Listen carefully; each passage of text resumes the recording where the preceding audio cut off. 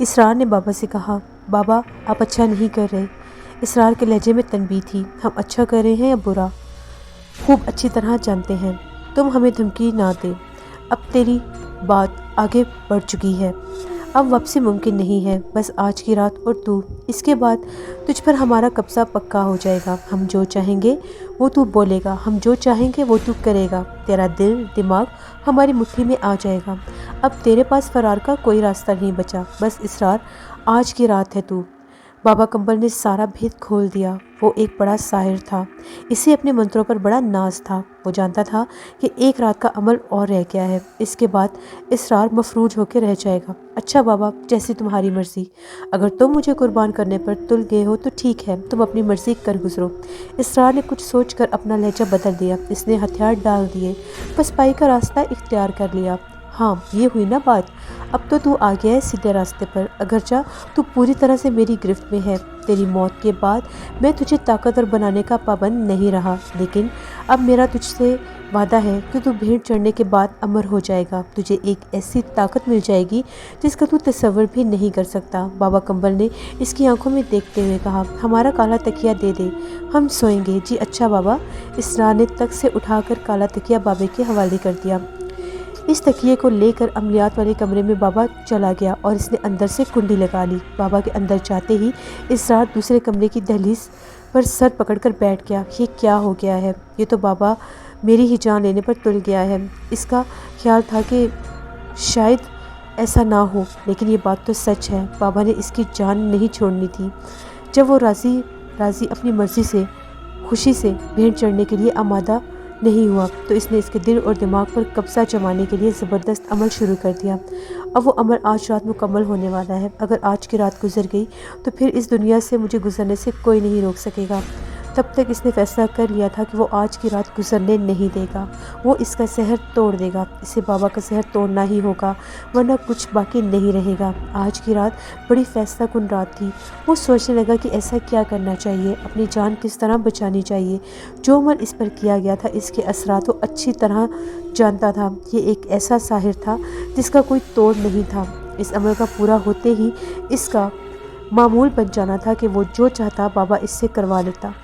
وہ سر پکڑ کر سوچنے لگا، بہت سی باتیں اس کے خیال میں آ رہی تھیں، اس کے دماغ میں بہت سے خیالات گھوم رہے تھے، درمیان میں کئی بار اسے پچھتاوا بھی ہوا کہ اس نے ان عملیات کے چکر میں کیوں اپنے آپ کو ڈال لیا، عملیات سیکھنے کے شوق میں یہ کہیں کا نہیں رہا، کیوں اس نے ان فضولیات میں اپنے آپ کو دھکیل دیا۔ وہ بابا کمبل تو بڑا ہی صفاق قاتل نکلا، اس نے دیکھتے ہی دیکھتے اس عرصے میں جانے کتنی جانیں لے لی تھیں۔ اسرار کو عملیات سیکھنے کا شوق ضرور تھا، لیکن وہ جادو کے ذریعے کسی کی جان لینے کے حق میں نہیں تھا، لیکن وہ بابا کمبل کے ساتھ رہ کر خود بھی پتھر دل بنتا جا رہا تھا۔ سحر کے ذریعے لوگوں کی جانیں لینے کا عمل وہ بابا کے ساتھ مل کر کرتا تھا، ان کاموں میں بابا کمبل کا برابر کا شریک تھا اور بھرپور مدد بھی کرتا تھا۔ تبھی اس کے ساتھ ایسا ہی ہوا کیونکہ وہ شریک جرم تھا۔ پچھتاوے کی لہر اس کے دل دماغ میں گھومتی جا رہی تھی، دوسروں کی جان لینے والا آج خود اپنی جان داؤ پر لگا کر بیٹھا ہوا تھا۔ وہ سوچتا رہا، مختلف ترکیبیں سوچتا رہا، اس کے ذہن میں بہت سی باتیں آئیں، وہ نت نئے منصوبے بنا رہا تھا۔ بالآخر ایک منصوبے پر اس نے اچھی طرح غور کر کے عمل کرنے کی ٹھان لی اور گھر سے نکل کھڑا ہوا۔ وہ دوپہر تک انتظام کر کے واپس گھر آ گیا، اس نے دروازے کا تالا کھولا، اندر داخل ہو کر بابا کے کمرے پر نظر ڈالی، وہ بند تھا۔ اسرار کو معلوم تھا کہ وہ شام سے پہلے کمرے سے نہیں نکلے گا، آج بابا کمبل کے گھر سے جلدی نکلنا تھا۔ وہ جاتے ہوئے اسرار سے کہہ گیا تھا کہ وہ آج جلدی قبرستان سے واپس آئے گا، کوئی 3 بجے تک آ جائے گا۔ جی اچھا بابا، اسرار نے بڑی فرما برداری سے کہا، اور اس نے بابا کمبل کو جا کر دروازے تک چھوڑنا بھی تھا۔ تبھی وہ بابا کمبل کو دروازے تک چھوڑ کر آیا اور بابا کمبل کو دروازے پر کھڑے ہو کر جاتے ہوا دیکھتا رہا۔ جب وہ گلی میں مڑ گیا تو اسرار گھر میں داخل ہو گیا اور صحن میں ٹہلنے لگا۔ جب اسے اندازہ ہو گیا کہ بابا کمبل نے قبر پر بیٹھ کر اپنا عمل شروع کر دیا ہے تو اپنی پوری تیاریوں سے گھر سے نکلا۔ سڑک پر پہنچ کر اس نے رکشہ پکڑا اور قبرستان پہنچ گیا۔ وہ قبرستان مین گیٹ میں داخل ہونے کے بجائے دیوار پھلانگ کر اندر داخل ہوا اور پورے اطمینان سے قبروں پر چڑھتا اترتا اس ڈھلانی راستے کی طرف بڑھنے لگا جس کے آخر میں بابا کمبل نے اپنے لیے قبر تیار کروائی تھی۔ یہ قبر اندر سے پختہ تھی اور اوپر سے کچی تھی۔ مٹی اور سلیب ہٹا کر بڑی آسانی سے قبر میں اترا جا سکتا تھا۔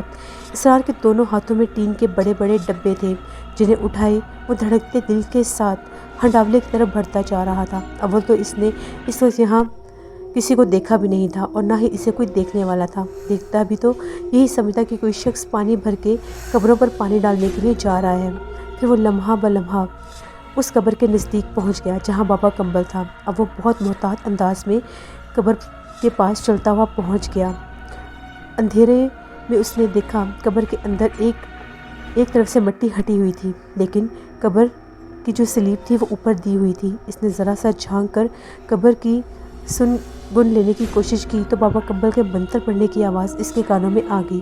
بابا کمبل پورے ان محاق سے عمل کرنے میں مصروف تھا۔ اسرار نے ایک ڈبہ آہستہ سا زمین پر رکھا اور دوسرے ڈبے کا ڈھکن کھول کر اسے زمین پر رکھا۔ پھر اس نے بڑی تیزی سے سلیب اٹھا کر قبر پر الٹ دیا اور سلیب پر اٹھلتے ہی ٹھنڈی ہوا کا تیز جھونکا قبر میں پہنچا تو بابا کمبل نے اوپر دیکھا۔ بابا، میں آ گیا ہوں، میں اپنی مرضی سے بھیڑ چڑھنے کے لیے راضی ہوں، اب آپ اپنا عمل ختم کر دیں۔ اسرار نے قبر میں جھانک کر کہا، اوئے اسرار، تو اپنی مرضی سے نہیں آیا، ہم نے تجھے بلایا ہے، دیکھ تو ہمارا کمال، ہم کیا کیا کرتے ہیں۔ یہ کہہ کر بابا کمبل قبر میں کھڑا ہو گیا اور پھر اس نے ایک بڑی سیڑھی پر پاؤں رکھ کر قبر سے اپنا منہ باہر چمکایا اور بولا، آجا اندر آجا، ابھی تھوڑا سا کام باقی رہ گیا ہے، پھر ساتھ ہی چلتے ہیں۔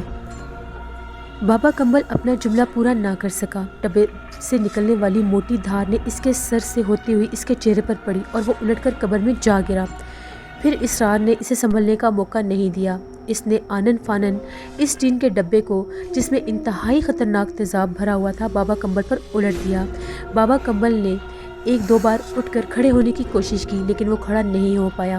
اسے تو چیخنے کا موقع بھی نہیں ملا۔ یہ تیزاب اس قدر تیز تھا کہ اس کا چہرہ اور دھڑ جھلس کر رہ گیا تھا۔ اس کے چہرے کے علاوہ جہاں جہاں تیزاب پڑا تھا اس نے چند ہی لمحوں میں اس کی کھال اتار دی تھی۔ اسرار نے پورا ڈبہ اس پر الٹ دیا تھا۔ بابا کا جسم بری طرح تڑپ رہا تھا، یہ اپنے ہوش گنوا بیٹھا تھا۔ ایک آگ تھی جو اس کے جسم میں گھستی چلی جا رہی تھی، پگھلا ہوا سیسا تھا جس نے اس کی آنکھوں کے نور کو بے نور کر دیا تھا، کانوں کو بے آواز کر دیا تھا اور زبان کو گونگا کر دیا تھا۔ اس کا عیار ذہن بے ہوشی کی چادر میں لپٹتا جا رہا تھا۔ اسے تو اتنا بھی موقع نہیں ملا تھا کہ وہ یہ بھی اندازہ کر سکے کہ اس کے ساتھ کیا ہوا ہے۔ ڈبہ خالی ہوتے ہی اسرار نے اسے اوپر پھینک دیا اور پھر گردن میں لٹکی ہوئی طاقتور ٹارچ کی روشنی سے قبر میں روشنی ڈالی۔ قبر میں انتہائی کربناک منظر تھا۔ بابا کا چہرہ جسم انتہائی بھیانک ہو چکا تھا۔ اس کا جسم ابھی بھی تڑپ رہا تھا، لیکن پہلے جیسی شدت نہیں رہی تھی۔ اسرار نے تیزاب بھرا دوسرا ڈبہ اٹھایا، اس کا ڈھکن کھول کر قبر میں پھینک دیا۔ یہ ڈبہ اس نے احتیاط سے قبر میں ایک سیڑھی کے نیچے اتر کر، پھر اس نے جھک کر ایک ہاتھ سے ٹارچ پکڑی اور دوسرے ہاتھ سے تیزاب اس پر ڈالنے لگا۔ اس نے ڈبے سے نکلتی ہوئی موٹی دھار کے ذریعے بابا کمبل کے پورے جسم کو اچھی طرح نہلا دیا، چہرہ اور سر خصوصی طور پر نشانہ بنایا۔ وہ چاہتا تھا کہ بابا کمبل کی صفاق کھوپڑی بھی پگھل کر پانی ہو جائے۔ وہ اس پر کسی قسم کا بھی رحم نہیں کرنا چاہتا تھا جو اسے آئندہ موت کا نشانہ بنا سکے۔ بابا کمبل کے جسم پر بڑی جان تھی، وہ اب رہ رہ کر تڑپ رہا تھا۔ بابا کمبل کا جسم جیسے جنبش کر رہا تھا، اسرار کا ہاتھ حرکت میں آتا اور تیزاب کی موٹی دھار اس پر جا گرتی۔ یہ تیزاب اس قدر خطرناک تھا کہ قبر کا سیمنٹ فرش پر سفید ہو گیا تھا۔ اسرار نے ٹارچ بجھا دی تھی کیونکہ قبر کا منظر ایک دل خراش ہو گیا تھا، وہ نظر بھر کر دیکھ بھی نہیں پا رہا تھا۔ ٹارچ بجھا کر اس نے باقاعدہ تیزاب قبر میں ڈالا تھا، خالی ڈبہ اندر پھینک دیا اور قبر سے باہر نکل آیا۔ اس کے بعد اس نے سلیب سے قبر کو بند کر دیا اور جو جگہ خالی تھی وہ بھی اس نے بھر دی، بیلچی کے ذریعے مٹی کو برابر کر دیا۔ بابا کمبل قبر کے اندر جلے ہوئے گوشت اور پگھلی ہوئی ہڈیوں کا ایک مرغوب بن گیا تھا۔ وہ خود تو قبر سے نکل گیا تھا، اس کے جسم کے اندر یہ حالت ہو گئی تھی کہ کوئی اس قبر سے نکالنے کی کوشش بھی کرتا تو شاید اس کے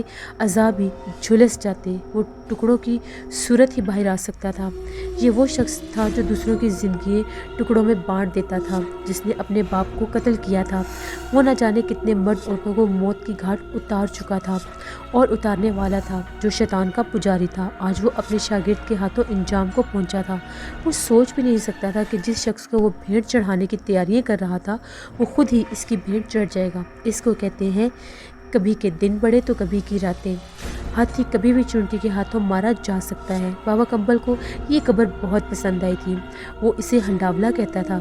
اس نے اس قبر کو اندر سے کشادہ اور پختہ بنوایا تھا۔ اس قبر پر اپنے نام کا کتبہ بھی لگوایا تھا۔ وہ یہ نہیں جانتا تھا کہ یہ مضبوط قبر ہی اس کی اصل قبر بن جائے گی۔ اسرار نے قبر پر اچھی طرح مٹی چڑھائی، بیلچہ بہت زور سے مٹی میں مارا اور کچی مٹی بھی اندر تک گھس گئی۔ اس نے بیلچے کو اچھی طرح قبر پر رگڑ کر چھوڑ دیا اور انتہائی نفرت سے بولا، خس کم جہاں پاک۔ وہ کوئی گھنٹے تک اس قبر کے قریب بیٹھا رہا کہ کوئی خطرہ مول نہیں لینا چاہتا تھا۔ وہ دیکھنا چاہتا تھا کہ بابا کمبل کسی طرح قبر سے تو باہر نہیں نکل کر آ جاتا۔ اگرچہ یہ بات ناممکنات میں سے تھی، لیکن احتیاط کا تقاضا یہی تھا کہ وہ کسی قسم کا خطرہ مول نہ لے۔ جب قبر میں کسی طرح کی کوئی جنبش نہ ہوئی اور نہ ہی کوئی اندر سے آواز آئی تو وہ اٹھ کر کھڑا ہو گیا۔ اسرار نے اپنے دائیں بائیں کچھ فاصلے پر روشنی دیکھی۔ وہ اس روشنی کی جانب بڑھا۔ وہاں ایک مردے کی تدفین ہو رہی تھی۔ مشکل سے وہاں 10-15 آدمی تھے۔ اسرار نے سوچا، اتنی رات کے اس شخص کے جنازے کے ساتھ اتنے آدمی بھی آ گئے ہیں، یہ بھی بڑا غنیمت کی بات ہے۔ اسرار بھی ان لوگوں کے پیچھے کھڑا ہو گیا۔ مردے کی قبر میں جب اس کو اتارا جا رہا تھا تو مٹی چڑھائی جا رہی تھی۔ یہ کام دلگیر بڑی چاک دستی سے کر رہا تھا۔ دعا کے بعد جب شریک جنازہ واپس ہو لیے تو دلگیر کے پاس آیا۔ بابا ہیں یا چلے گئے؟ دلگیر نے اسے دیکھتے ہی پوچھا۔ چلے گئے ہیں، اسرار نے سچی بات کہی۔ ارے آج کچھ جلدی ہی نہیں چلے گئے؟ وہ بولا۔ ہاں دلگیر، وہ کچھ خاص جلدی میں چلے گئے۔ اب تم ایک کام کرنا، اسرار نے کہا۔ ہاں بولو۔ وہ اپنے ہاتھ دیکھو دلگیر، بابا نے وہ قبر بند کر دی ہے۔ انہوں نے قبر میں کوئی چیز دفن کی ہے۔ کیا دفن کیا ہے بابا نے؟ اس نے پوچھا۔ میں نہیں بتا سکتا، البتہ اتنا ضرور بتا سکتا ہوں کہ اگر کسی نے قبر کھول کر دیکھی تو وہ اسی وقت مر جائے گا۔ اسرار نے انتہائی سنجیدگی سے کہا۔ او اچھا، دلگیر بولا۔ اچھا کیا جو تم نے مجھے بتا دیا۔ بابا حکم دے کے گئے تھے کہ کل دن میں اس قبر کو اوپر سے بھی پکا کرنا۔ اسرار نے کہا۔ دلگیر، میں صبح آؤں گا، تم انتظام کر لینا۔ میں اپنی نگرانی میں قبر پکی کرواؤں گا۔ مجھے قبر پر بیٹھ کر کچھ پڑھنا بھی ہے۔ ٹھیک ہے، اب میں چلتا ہوں۔ تمہارا بیلچہ بھی قبر کے پاس ہی گڑا ہوا ہے، اسے نکالنا مت، میں صبح خود آ کر نکالوں گا۔ چلو پھر میں چلتا ہوں۔ ٹھیک ہے، تم صبح آ جانا، پورا کام تمہیں انتظام سے کر دوں گا۔ دلگیر نے اسے یقین دلایا۔ ادھر سے مطمئن ہو کر وہ دوبارہ بابا کمبل کی قبر پر گیا۔ ٹارچ کی روشنی سے اس نے قبر کو اچھی طرح سے دیکھا۔ ویسے کا ویسے ہی تھا جیسے وہ سب کچھ چھوڑ کر آیا تھا۔ وہ کچھ دیر وہاں ٹھہرا، پھر وہ اطمینان بھرے قدم اٹھا کر قبرستان سے باہر آ گیا۔ جب وہ گھر پہنچا تو رات کا 1 بج رہا تھا۔ وہ تالا کھول کر گھر میں داخل ہوا۔ اسے آزادی کا احساس ہوا۔ اس کا دماغ ہلکا پھلکا ہو گیا۔ خوف اور دباؤ کی کیفیت اس سے دور جا چکی تھی، پوری طرح سے ختم ہو گئی تھی۔ ایک مسرت بھرے احساس کے ساتھ اس نے پورے گھر کا چکر لگایا۔ اس گھر میں موجود ہر چیز اس کی تھی اور اس گھر میں ایک خزانہ دفن تھا۔ نوٹوں سے بھرے باکس کے علاوہ کئی نایاب چیزیں تھیں جو سفل علم کے لیے بڑی مددگار ثابت ہوتی تھیں۔ یہ چھوٹا سا کمرہ بھی تھا، بابا کی ملکیت تھا، جو اب اس کا ہو گیا تھا۔ وہ بابا کمبل کے تخت پر خوب ہاتھ پاؤں پھیلا کر لیٹ گیا اور سونے کی کوشش کرنے لگا، لیکن نیند نہیں آ رہی تھی۔ خیالات کا ایک جلغار تھا جو بار بار اس کی نیند اچاٹ کر رہا تھا۔